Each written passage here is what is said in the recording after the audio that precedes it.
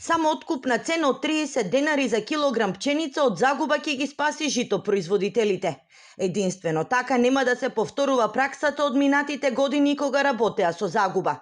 Ваков заклучок на состанокот во Свети Николе кој го организираше националната мрежа донесоа полјоделците од целата држава. Дојдовме до следните заклучоци, значи дека производна цена наша изготвена е негде околу 19 денари за килограм пченица или јачмен, односно економски оправдана цена за нас во оваа година е 30 денара.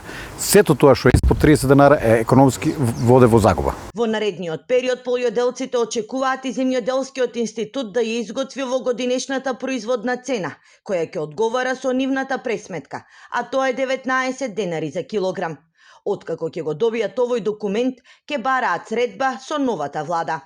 Очекуваме да се вклучи активно владата и институциите, да може едноставно да како медијатори да седат, да разговараме со откупувачите, па и со пекарската индустрија, да може да се најдеме некаде на средина, затоа што вака ако продолжи, ние дефинитивно значи ќе се откажеме од производство на житарици.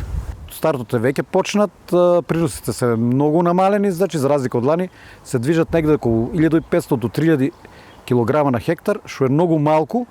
А за сметка на тоа, откупувачите нудат многу мизерни цени од 8 денара, што се многу далеку под производните цени, не па да оствариме некоја економска добивка. Македонските земјоделци годишно произведуваат околу 250.000 тони пченица.